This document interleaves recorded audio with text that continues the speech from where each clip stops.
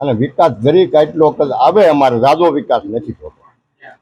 કારણ એ કે આજે વરસાદ ચાલુ છે અને વરસાદના જે રૂમમાંથી પાણી પડતા હોય, પછી કોઈ ખંડેર જેવા જે આ નિહાળના ઓરડા થઈ ગયા છે, એટલે ડર લાગે છે અમને કે એક એક દીકરા હોય અને કદાચ ને કાંઈ માથે ઝાડ કે અથવા ખંડેર માથે પડે અને પાણીના તો વરસાદનું પાણી પડે છે છત ઉપરથી, એટલે અમને આજે અમે જોયું બધા વાલી ભેગા થઈ કે ફરિયાદ છોકરાઓની હતી કે બેહાય એવું નથી.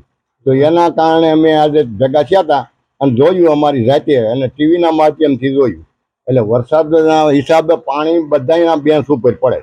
પછી આ જો અમને એટલો ડર છે કે કદાચ ને કચ્છ જેવું થાય અને કોઈ માથે ઓવડો પડી જાય અને છોકરા દબાઈ જાય તો અમને ડર લાગે છે કે ભાઈ હવે હવાના છોકરા અમે ઘરે લઈ જાય, ભણવાની કાંઈ હવે જરૂર રહેતી નથી. અમને એવું લાગે ભણાવીને અમે શું કરશું, અને મંજૂર થઈ ગયેલા છે તો અમે રોકાવટ ક્યાં છે?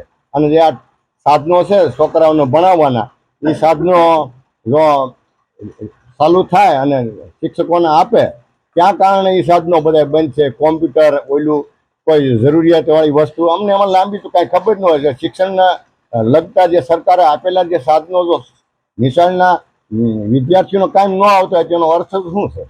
એટલે એ બધું જો ઓરડાની રિપેર થાય એવી વહેલી તકે અમારી હવની માંગણી. અને વિકાસ જરીક એટલો આવે, અમારે ઝાઝો વિકાસ નથી થતો.